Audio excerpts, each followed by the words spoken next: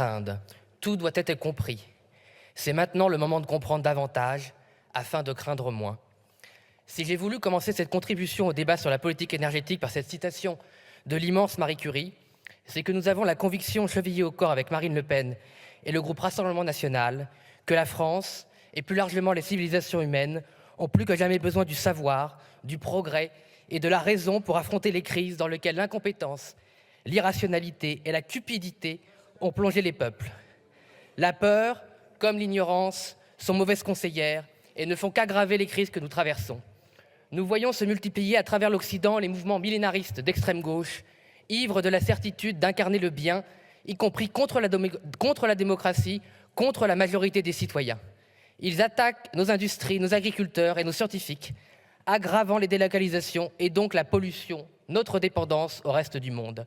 Caricatures d'hommes et de femmes déracinés, aveuglés par des idéologies sans lien avec la réalité, les voilà qui s'attaquent désormais à la culture, à l'art, aux œuvres de l'esprit, animés d'une haine pénitentielle contre l'humanité que nous avons déjà connue dans notre histoire, avec des épreuves que personne ne souhaite revivre.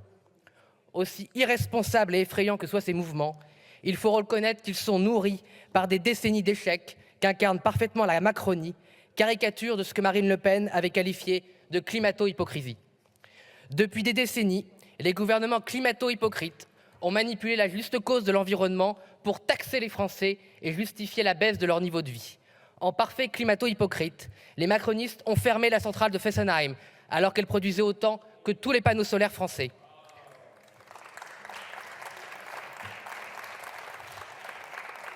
En parfait climato-hypocrite, vous avez accusé le Rassemblement national lors de la présidentielle de vos propres turpitudes, à savoir rouvrir les centrales à charbon alors que nous ne l'avions jamais envisagé. Il est affligeant que le débat public soit si corrompu, que le seul mouvement, le Rassemblement national, qui soit innocent des erreurs qui nous ont conduits à la catastrophe et qui, au contraire, a toujours alerté et proposé une alternative souveraine, soit accusé d'être climato-sceptique ou soumis à je ne sais quelle influence. Ce n'est pas le Rassemblement national qui, maintenant, depuis 50 ans, a maintenu la France dans la dépendance aux hydrocarbures, utilisant en fait uniquement les taxes sur le carburant pour tondre les Français, c'est vous. Ce n'est pas le Rassemblement national qui a rendu dépendante toute l'Europe au gaz russe, au pétrole des islamistes et aux terres rares des dictatures employeurs des esclaves, c'est vous. Ce n'est pas le Rassemblement national qui a fait effondrer la production nucléaire de 25% en 20 ans et fait passer la France d'un pays largement exportateur d'électricité à un pays importateur, c'est vous. Cette climato-hypocrisie confine au cynisme quand on incarne à ce point la mondialisation, la marchandisation du monde, le règne de l'argent roi qui détruisent la planète. Vous couvrez vos échecs économiques et la politique d'injustice fiscale par des slogans écologiques et la culpabilisation des Français. Vous allez désormais jusqu'à interdire aux classes populaires et moyennes de rouler dans leur propre ville avec les iniques ZFE. Les importations, en fait, représentent plus de la moitié de l'empreinte carbone de la France. Et pourtant, le débat politique, en dehors de Marine Le Pen, parle de tout sauf de la fin de la mondialisation irresponsable. Emmanuel Macron a participé à une énième COP dont les objectifs sont louables, mais dont tous les mécanismes échouent puisque la principale origine du désordre écologique, la mondialisation, n'est jamais mise en cause. Et pire encore, elle reste présentée comme un objectif humaniste alors qu'elle est tout simplement irresponsable et même suicidaire. Voilà maintenant 50 ans que les mouvements nationaux souverainistes gaullistes ont averti que la perte de souveraineté sur nos matières premières, notre alimentation, notre énergie et notre industrie mènerait à la catastrophe. Nos analyses ont toujours été étayées par la science, en particulier les rapports du Club de Rome, dès 1972, alertent sur un modèle productiviste que la globalisation et la marchandisation du monde ne pouvaient qu'aggraver. Les crises énergétiques, économiques et environnementales se succèdent. Elles démontrent que la crise économique et sociale a la même cause que la crise écologique et énergétique. Vous êtes et vous restez aveuglés par l'idéologie mondialiste. Vous avez réduit la politique environnementale à l'écologie punitive, manipulant cette juste cause pour multiplier les taxes et les contraintes contre le peuple, pour mieux le culpabiliser et exonérer les principales responsabilités, celles d'un système économique inique, qui produit à l'autre bout du monde ce que nous devrions produire chez nous, qui broie les droits sociaux chèrement acquis, qui brûle les précieuses ressources naturelles sur l'autel de l'âge roi. Jacques Chirac avait bien raison de dire que tous ceux qui se sont succédés au pouvoir regardent ailleurs alors que la terre brûle, et il aurait pu ajouter que les peuples s'appauvrissent. Le débat public est envahi de débats stériles et de diversions pour exonérer les principaux responsables du désordre économique et écologique. Le nucléaire, meilleur espoir de l'humanité pour produire une énergie massive, sans carbone, gâchant le moins de ressources et d'espace public, a été accusé de tous les maux imaginaires, pendant que le pétrole, le charbon et le gaz continuaient leur irresponsable ascension. Depuis la crise pétrolière des années 1970, qui aurait dû engager une transition définitive vers l'électrification de l'industrie, du transport et du logement, les émissions de CO2 liées aux énergies carbone ont doublé. Les classes populaires et moyennes, qui n'ont d'autre moyen que d'utiliser leurs véhicules pour vivre, les ruraux, qui n'ont d'autre moyen que se chauffer que le fioul, les agriculteurs, qui se démènent pour nous nourrir, ont été et restent encore aujourd'hui accusés de tous les maux de la planète pour éviter le débat principal que nous devrions avoir tous, le changement total de modèle économique vers la relocalisation optimale des activités, la souveraineté économique et énergétique et un aménagement durable de notre territoire. Ce sont les seules politiques garantes d'une prospérité partagée, de la justice sociale et de la préservation de notre environnement. Les crises sociales et écologiques atteignent désormais une gravité qui impose que vous les regardiez en face, à défaut d'être capable de les résoudre. Ces crises ont déjà affaibli le niveau de vie de nos concitoyens. Le pouvoir d'achat s'est érodé après avoir stagné. Il est désormais si affaibli qu'un nombre toujours plus grand de familles renoncent à se chauffer, à visiter leurs proches et même maintenant à se nourrir sainement. Alors qu'elles ont fondé notre démocratie sociale, la prospérité de nos économies et la stabilité de notre modèle, le travail et les valeurs cardinales qui lui sont attachées ne garantissent plus de pouvoir vivre dignement.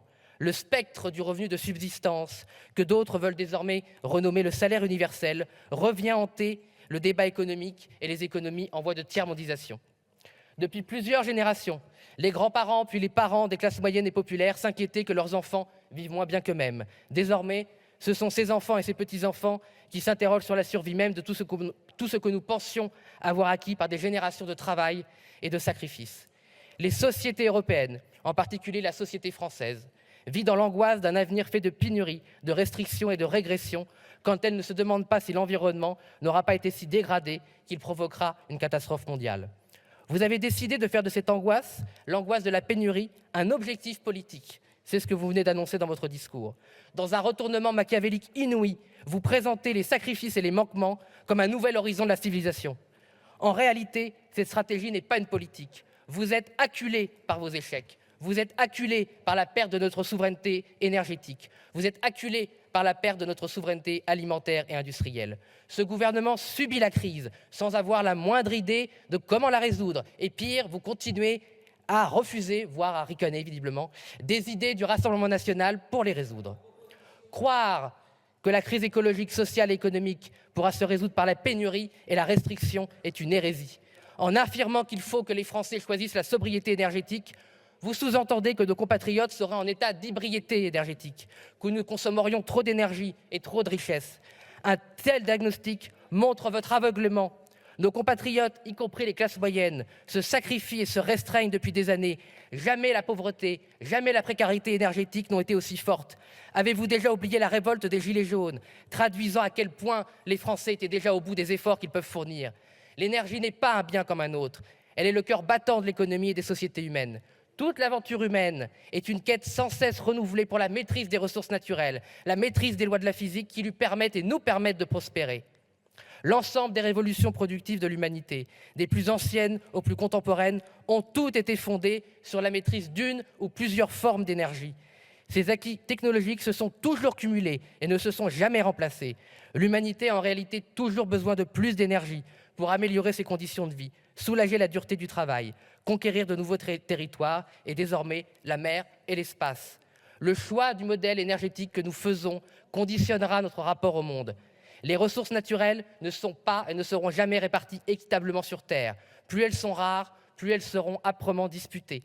La crise du Covid a rompu l'illusion que la mondialisation pouvait offrir des richesses au monde entier. À la moindre tension, les pays dépendants se retrouvent dépourvus à la merci des pays autonomes, pour ne pas dire des pays hégémoniques. La mondialisation heureuse a vécu et nous sommes renvoyés à la triste réalité. Ne sont libres que les peuples qui maîtrisent leurs ressources vitales. Qu'avons-nous oublié des racines de notre civilisation quand les cités grecques refusaient de céder à l'envahisseur perse l'eau et la terre, symbole de leur liberté face à la soumission? Choisir la dépendance, comme l'ont fait les gouvernements français depuis 30 ans, au mépris de l'héritage du général de Gaulle, nous a mis dans une impasse, entraînant une facture énergétique et économique que les Français paient de plus en plus lourdement. Particulièrement conscient de notre dépendance et de notre pauvreté naturelle, le général de Gaulle avait perçu que les crises pétrolières, après les crises pétrolières, que la France devait produire sa propre énergie et, dans la mesure du possible, un maximum de ressources.